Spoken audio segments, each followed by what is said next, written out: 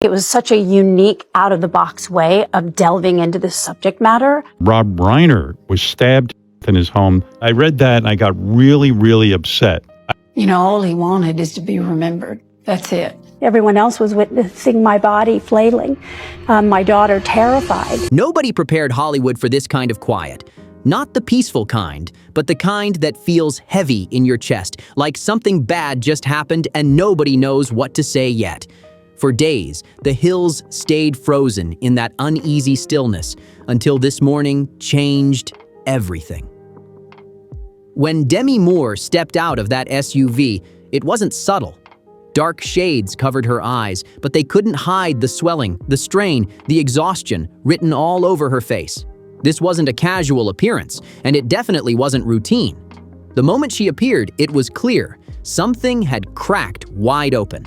This wasn't just another industry figure showing up out of respect. This was someone who's been through Hollywood's worst storms and lived to tell the story. Demi didn't just know Rob Reiner as a famous director behind major films. She knew him as a steady presence, a guide, someone who anchored people when the industry tried to pull them apart. And what she shared behind closed doors has now flipped the entire situation on its head. What started as a painful ending suddenly feels darker, deeper, and way more unsettling than anyone expected. Even longtime insiders, including Tom Cruise, were reportedly left stunned by what started surfacing. Here's the part most people aren't hearing. The public keeps getting the clean version, carefully worded statements, respectful language, and calls for privacy. But Demi is done playing along with that script. She's furious, and the people around her could hear it loud and clear. According to those in her circle, Demi has been opening up privately, and those conversations have started leaking. What she described paints a chilling picture of life inside that massive Brentwood home. And it's nothing like the polished image people imagined. Demi has been close to Rob since the early 90s. She was there during the making of A Few Good Men. She watched how he ran sets with calm authority, but more importantly, she watched how seriously he took being a father. And that's where this story stops being sad and starts becoming disturbing. She couldn't sit back while people brushed everything off as Nick Reiner simply being lost or struggling. Demi reportedly said that label didn't even come close. She used a word nobody else was brave enough to say out loud. She called it a betrayal on a massive, almost biblical level. Just weeks before everything fell apart, Demi had been at the Reiner home herself. It was supposed to be a relaxed dinner, a low-key moment to talk future projects and celebrate what was ahead. But the energy was off from the second she walked in. She noticed Michelle Reiner right away, thinner than usual, worn down. Her eyes kept flicking toward the hallway like she was bracing for something, or someone, to appear at any moment. The tension wasn't imagined, it was thick. Rob, normally the life of any room, wasn't himself either. The man known for filling spaces with laughter barely spoke. He sat back, quiet, smaller somehow, like the walls were closing in on him. Your kid is going through rough times. You know, the parent your main job is to keep your child safe. So I would do anything. We didn't bond a lot as a kid. Like, he really liked baseball, I liked basketball, and he could watch that with my brother, but baseball. But I just, when I saw him do that, it was something that I'm interested in. I was like, wow, like, he really knows a lot, and like, it made me feel closer to him and be like, yeah. You're like, wow, my dad's Rob Reiner. I never had thought about it, and then yeah, it didn't cross your mind, right? Never. No. Never watched A Few Good Men. Didn't see that one. No. What was the most difficult part about working together for the two of you? It wasn't very tough. I mean, it was a pretty nice experience for me. I don't really think it was like tough at all. Really? I mean, of course it was a little bit, but I mean, we did get into fights over things, but ultimately it forced us to make the film better. I mean, we get into issues, and I would see, the whole process for me, I can just speak for myself, it did make me understand him a lot more, and I think it made me a better father. Hopefully it did. Demi finally asked if everything was okay. And for the first time in 3 decades, Rob didn't reassure her. He just held her hand, his grip weaker than she remembered, and quietly said that being a parent never really ends, especially when it hurts. At the time, Demi assumed he meant the normal struggles that come with grown children finding their footing. But now, looking back, she believes that moment meant something else entirely. She believes Rob already knew what was coming. She now says he wasn't just living in that house, he was trapped in it. And this lines up with what's reportedly coming out of Tom Cruise's circle. Cruise is known for discipline, loyalty, and control, traits he respected deeply in Rob.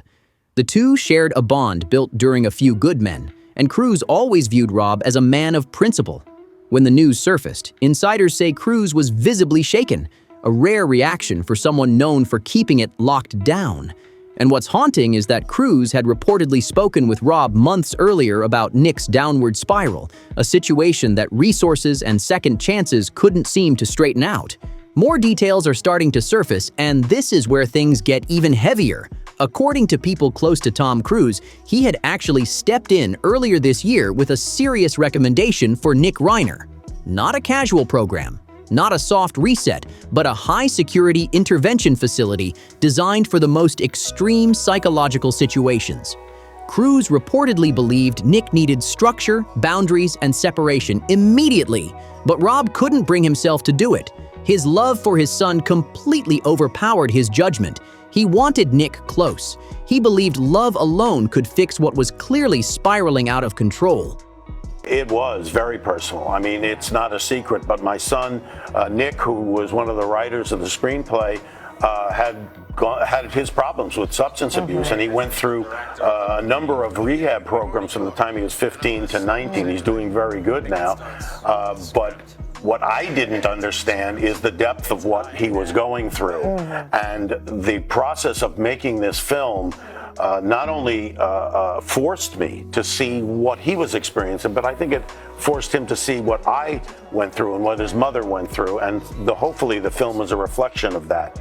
I think it's going to be tremendously helpful for so many people to understand. Hopefully, we have to not punish people who have problems. We have to help them, and I think we're going in that direction now. People are starting to recognize it because it's been given a national spotlight on the campaign trail. People around Cruise say he admired Rob's heart, said it was what made him such a powerful director and human being. But that same heart, according to insiders, became the very thing Nick learned how to play. And that's the truth Demi Moore is forcing into the open now. She's ripping down the idea that this was some sudden breaking point. She's pushing back hard against the narrative that Nick just snapped one day. According to Demi, this was not random, and it wasn't sudden. This was a slow, painful collapse that everyone in their inner circle watched unfold in real time. People saw it coming, but nobody stepped in hard enough. Some were too polite, some were too loyal, some were too scared of crossing a line. Demi spoke openly about manipulation. She didn't describe Nick as chaotic or out of control. She described someone calculated, someone who knew exactly which emotional strings to pull. If Nick played the victim, Michelle would soften. If he blamed his childhood or the pressure of the family name, Rob would open the door again. Tears meant forgiveness, anger meant another chance, and money always followed. It became a cycle, and not the kind people usually want to talk about.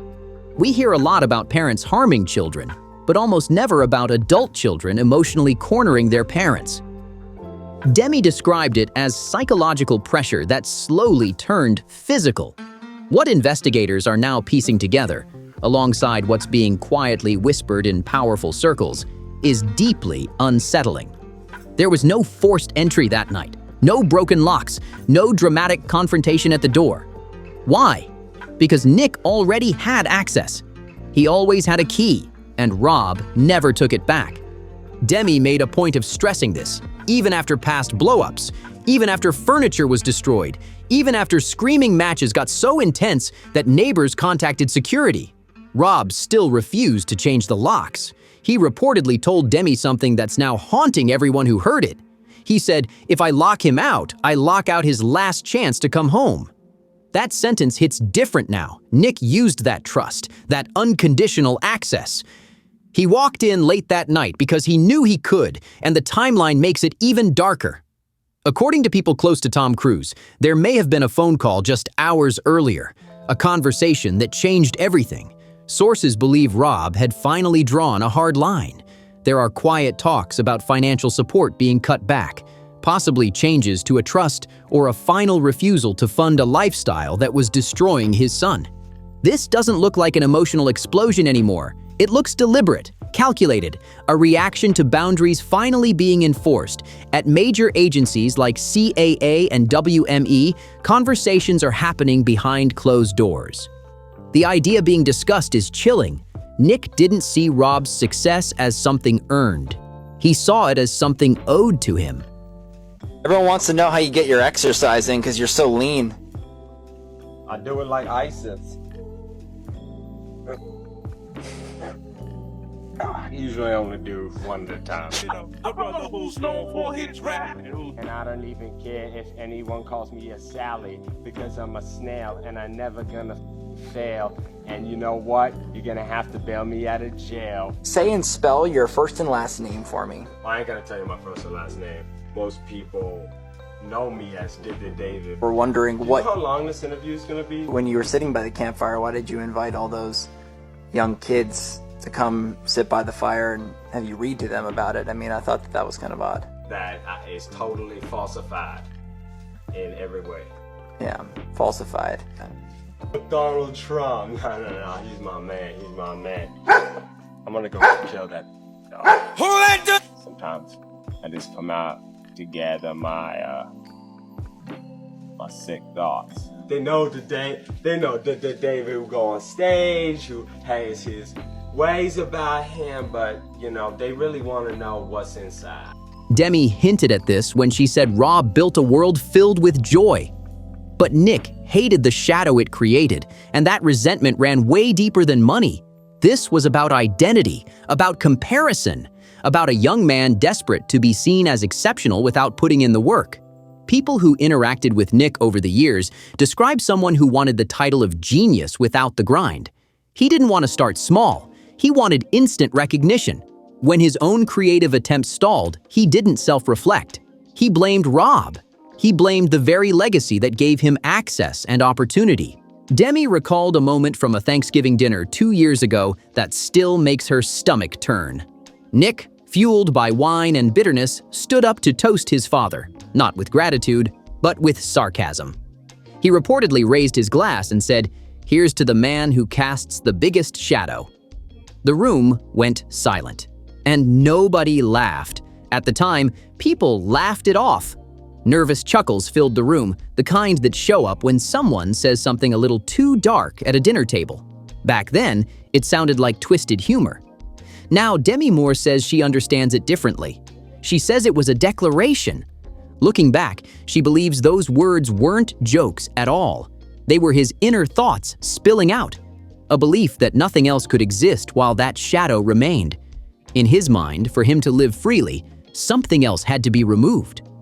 What first responders later described about the scene inside the house only deepened the horror. This wasn't chaos frozen mid-argument. This wasn't a heated confrontation that spiraled. The setting was heartbreakingly ordinary. They were found in places of comfort, familiar rooms, safe spaces. That detail alone suggests something chilling, an ambush. It suggests Rob and Michelle never had a moment to register danger. No warning. No chance to understand that the person standing there wasn't the child they raised, but someone unrecognizable wearing his face. That's the detail Demi says shattered her the most. It was such a unique, out-of-the-box way of delving into this subject matter, of aging, that pursuit of perfection, the placing value and validation on the external aspects as opposed to valuing our insides. It was a beautiful way to set the story by being an actress and it having that heightened pressure that's added on those of us who are in this industry. She told friends she can't stop picturing Michelle's face. The same warm smile that welcomed everyone into that home, frozen in that final moment of betrayal. How do you process that? How do you grieve someone when their ending is tangled in unconditional love that failed to protect them? And this is where Aaron Sorkin enters the picture, and his role matters more than people realize. Sorkin is known for putting the human condition into words better than almost anyone alive, but even he, according to insiders, is struggling to articulate this situation. His bond with Rob wasn't casual. Creatively, they were inseparable. Since everything surfaced, Sorkin has reportedly been seen coming and going from the home of Rob's remaining sons, Jake and Roy. Not for show, not for statements, but as a barrier, shielding them from cameras, questions, and pressure. And here's the part that hits harder. Sorkin already knew pieces of this story. He was aware of the episodes, the tension, the volatility. There's a story resurfacing from years ago during a table read for a project. Nick reportedly showed up intoxicated and began tearing into his father, right there in front of cast and crew. People braced for an explosion, but it never came. Rob didn't raise his voice. He didn't throw Nick out. He calmly stopped the reading, walked over, wrapped his arms around his son, and whispered to him until he settled down. At the time, people described it as saint-like patience, grace under pressure. Now, viewed through what happened later, it feels different. It looks like a man trying to defuse something far more dangerous than anyone understood. According to someone close to Sorkin, he said something haunting just yesterday. He reportedly told a colleague that Rob believed he could love the darkness out of his son, without realizing that the darkness was growing stronger. And now there's another layer unfolding quietly, one that hasn't fully reached the mainstream yet, but is being discussed intensely among legal teams. Everyone else was witnessing my body flailing. My daughter terrified that she was going to see me die right in front of her. And within me, I was in a place that was thinking, wow, how did I get in here? Isn't this interesting? And then my very next thought was, oh, I wonder if I can get out. And all of a sudden I was back in my body. And I think it was a moment that I was somehow being given a choice. You think it was that close? I think certainly emotionally it was. I think something had to give. When you come up to those places, you either go in or you go out. Investigators are said to have found journals in Nick's apartment, not frantic notes, not confused ramblings. These were organized entries filled with resentment, dating back months. In those pages, he allegedly documented routines, schedules, access details, patterns of movement, information nobody writes down accidentally. That discovery shatters the idea that this was sudden. It dismantles the argument that this was a moment of confusion or disconnection from reality. You don't track security details if you're lost in a fog. You do that when you're preparing something intentional. Demi Moore understands this, and that's exactly why she keeps using the word betrayal. She believes while Rob was planning family trips and hoping for healing, Nick was quietly planning a way out, one that meant removing the very people who loved him the most. Hollywood's reaction has been pure fear, because Rob Reiner wasn't reckless, he wasn't scandal-prone, he wasn't living a double life. He was the example, the present father, the man who showed up to every game. And if this could happen in his home, it can happen anywhere. That realization is what reportedly shook Tom Cruise to his core, and it's what finally pushed Demi to speak. They're realizing something terrifying. Money, fame, influence, and success don't protect you from the biology of your own bloodline. You can run massive film sets, control million-dollar budgets, command entire crews, but you cannot direct your own child into stability. There's a realization spreading through Hollywood right now that no amount of success can rewrite what's inside a person. You can polish an image, build a legacy, and control a narrative. But you can't edit out the darkness if it's already there. The fear is real, and it's everywhere. In places like the Palisades and Beverly Hills, whispers are turning into panic. Private security firms are reporting an explosive surge in calls, families scrambling to reassess their safety, their homes, and the people closest to them. In just the last few days, wealthy households are looking inward with a new kind of dread. Parents are side-eyeing their own children. Uncles are thinking about troubled nephews. Siblings are revisiting old warning signs they brushed aside. Everyone is quietly asking the same question. Could this happen to us? That's what makes Demi Moore's revelation hit so hard. This isn't just about how Rob Reiner's life ended. It's about the danger of silence. Demi isn't just angry. She's carrying guilt. She's reportedly blaming herself, blaming the inner circle, blaming the entire Hollywood ecosystem for normalizing behavior that should have set off alarms years ago. Nick wasn't treated like a threat. He was treated like a stereotype. The troubled son, the quirky Hollywood kid, the bad boy offspring of a legend who'd eventually grow out of it. My childhood didn't lend itself to having a lot of places of being vulnerable, even feeling like I had the room to cry. And so when I looked at the emotional demand of this, it definitely brought up a lot of fear of, would I be able to deliver what it needed? But again, those are the things that make you really want to do something. It gave me time to also indirectly look at processing loss. But there were signs. Serious ones. There were police visits to Nick's West Hollywood apartment that never made headlines. There were incidents at nightclubs where his father's name smoothed everything over.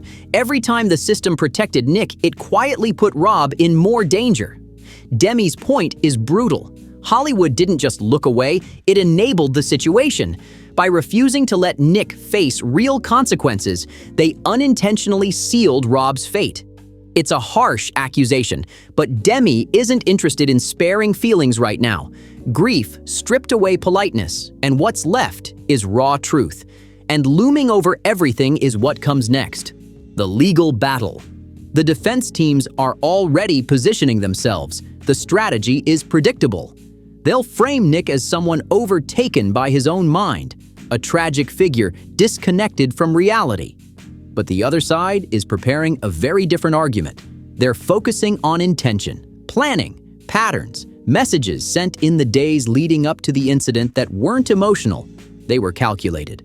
According to people close to the family, Demi has either seen these messages or had them described to her. And she said they made her physically ill. These weren't confused ramblings. They sounded like demands, ultimatums, the kind of language that corners people emotionally. The tone, she said, felt like leverage, not confusion. Give me what I want or everything falls apart. That was the energy. And Rob, always believing in the best in people, likely assumed it was emotional talk, not a literal threat. To understand why this hurts so deeply, you have to understand the Reiner legacy. Carl Reiner wasn't just Rob's father. He was a symbol of joy, comedy, warmth. Rob carried that forward. His work celebrated humanity. The Princess Bride taught us that true love wins. Stand By Me showed us the power of friendship and innocence. For his life to end in a scenario darker than anything he ever put on screen is a cruel contradiction. It violates everything his work stood for.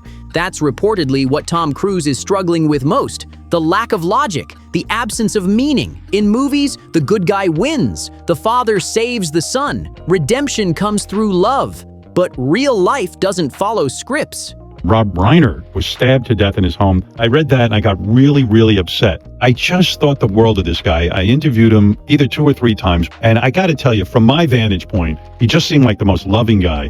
What a pressure to have your father be Carl Reiner. And so Rob going into show business is like very, very difficult. Of course, we all know he landed the job on All in the Family. He was fabulous as Meathead. If that's all he had done, he still would have been a legend. Then he started directing it. The first film is This Is Spinal Tap. He did Stand By Me as a director, The Princess Bride, and then the brilliant When Harry Met Sally. Then Misery, and then A Few Good Men. The guy was a genius.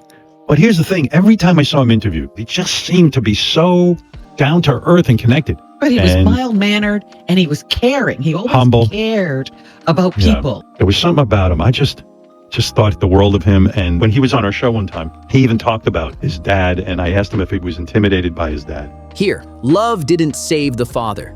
It left him vulnerable. Funeral arrangements are being kept tightly private. The gathering will be filled with giants of the industry. But no one expects it to feel like a celebration. It will be heavy, confusing, unresolved. Because how do you honor a man whose ending came at the hands of someone he loved unconditionally? Do you say Nick's name? Do you leave it out entirely? Do you rewrite family history to survive the pain? Those questions are reportedly tearing Jake and Roy apart right now. They lost both parents in one night and their brother to a future behind bars. Grief multiplied by impossible choices. Demi Moore has made one thing clear. She's not walking away. She's standing by them, acting as the fierce protector she now believes Rob was too gentle to be. Demi Moore has quietly stepped into a role nobody asked for, but somebody had to fill. She's become the emotional anchor for the remaining siblings, acting as a shield against outsiders, handling details they simply don't have the strength to face right now. She's organizing, protecting, and standing guard while they try to breathe through the wreckage. And what's terrifying is this story isn't slowing down. It's about to get harder. Official reports are expected to surface, and insiders are warning that they won't be easy to process. The details are said to be disturbing, and once they're public, they will completely erase any remaining softness around what happened. Sources close to the situation say the harm inflicted wasn't quick or detached. It was deeply personal. It reflected years of bottled resentment finally boiling over. When the public sees that reality, the image of Rob Reiner, the gentle, warm presence so many admired, will shatter hearts all over again. Through all of this, Demi keeps circling back to the same thing, the warning signs. She revealed that Michelle had slowly pulled away from hosting. Fewer invitations, fewer gatherings. The house, once full of life, went quiet. No more dinner parties, no more beach days, no more open doors. They weren't being antisocial. They were retreating, closing ranks, trying to manage a growing crisis behind closed doors. They believed protecting Nick's image mattered more than exposing the danger they were living with. It's a trap many parents fall into. They think if they just love harder, sacrifice more, give one more chance, things will turn around. They don't realize that sometimes endless forgiveness only fuels the problem. They believed love would heal everything, without realizing it was feeding something that would eventually consume them. Tom Cruise's perspective cuts through the emotion with cold clarity. While others are grieving, he's reportedly focused on the system failures, the security gaps, the legal options that were never used. Sources say Cruise is especially upset about one decision, a restraining order Rob had considered filing nearly a year earlier, but couldn't bring himself to follow through on. Rob couldn't do it. He couldn't put a legal wall between himself and his son. That hesitation, that deeply human moment, became the turning point. It's being described as a modern tragedy played out in Brentwood. The flaw wasn't arrogance, it wasn't denial, it was love, too much of it without limits. And for Cruise, a man known for discipline and control, this represented the ultimate loss of it. He reportedly told someone close to him, "Rob opened the gate because the person knocking called him Dad." That line has been echoing through Hollywood ever since. Demi believes this situation exposes a darker truth about parenting in elite circles. In an environment where yes is currency, where praise is constant and consequences are optional, some people never learn how to handle the word no. Hollywood builds confidence, but it doesn't always build resilience. And it appears the moment Rob finally drew a firm line, no more money, no more rescues, no more excuses, was the moment everything collapsed. It wasn't dependency that ended their lives, it was the boundary. The instant limits were enforced, the situation escalated beyond control. That realization is sending chills through families across Beverly Hills and beyond. Parents are reevaluating old choices, old compromises, old warnings they brushed aside. Because this story isn't just about one family. It's about what happens when love exists without structure. And that lesson is haunting an entire community right now. So when you scroll past the headlines, when you see the courtroom sketches of Nick Reiner sitting there, expressionless, hollow, staring straight ahead, don't reduce this to just another shocking case. Don't see it as a single night or a single decision. That's not how Demi Moore sees it, and that's not how this story should be remembered. What Demi sees is decades of memories, 30 years of laughter, family trips, inside jokes, holiday dinners, birthday candles being blown out year after year, a lifetime built on love, slowly overshadowed by something darker that crept in quietly, patiently, until it could no longer be ignored. She sees how the warning signs didn't arrive all at once. They came in fragments, in excuses, in awkward silences. In behavior, people brushed off because facing it felt too uncomfortable, too extreme, too impossible to imagine. That darkness didn't crash through the door. It inched forward, it blended in, and by the time it was standing in the living room, it was already too late to stop.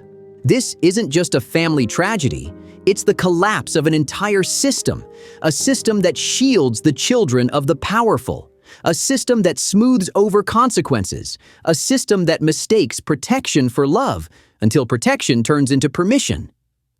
What happened inside that home forces an uncomfortable question into the spotlight. How many times do we excuse behavior because of a last name? How often do people step in to clean up messes instead of stopping the spiral? Demi believes this wasn't just one family failing, it was a community failing. People knew, people saw flashes of trouble, but no one wanted to be the one to speak up. No one wanted to cross boundaries or challenge a powerful name. And then there's Tom Cruise, a man known for control, discipline, and intensity. Even he, someone with access to influence most people could only dream of, couldn't protect his friend from what unfolded. That realization shook him deeply. Because if someone like Rob Reiner, respected, loved, disciplined, and surrounded by resources, could be overtaken by something so close to home, then no one is untouchable. The silence that once protected this story is gone now. Demi has spoken, and with her words, the illusion of the perfect Hollywood family has completely collapsed. What's left behind isn't gossip or spectacle. It's a cautionary tale that will echo through this town for years. One that parents will whisper about. One that will make people rethink old decisions, old compromises, and old red flags they once ignored. Rob Reiner spent his life directing audiences to look for the best in humanity. His films were about loyalty, friendship, hope, and love winning in the end. And yet, in his final moments, he was forced to confront the darkest truth imaginable, that love without limits can still fail. That contradiction is what Demi says she'll never understand. The grief is overwhelming, the betrayal feels endless, and the mourning has only just begun. The real question now isn't why this happened. That will be argued in courtrooms for years. The real question is how so many people watched the storm clouds gather without believing the rain would ever fall. But it did fall, and when it did, it washed everything away. This story isn't about one headline, one trial, or one verdict. It's about what happens when silence feels safer than truth, and when love is mistaken for immunity. And if this story left you thinking, unsettled, questioning things you once assumed could never happen, then it did exactly what it needed to do. If you found this breakdown meaningful, take a moment to like this video. It helps more than you think. Share it with someone who follows stories like this and wants deeper context beyond headlines. And subscribe so you don't miss what's coming next. Because if you think this story ends here, it doesn't. There's more unfolding across Hollywood right now, and the next video on your screen dives straight into another celebrity situation that nobody saw coming. Click it, stay with us, and we'll see you on the next one.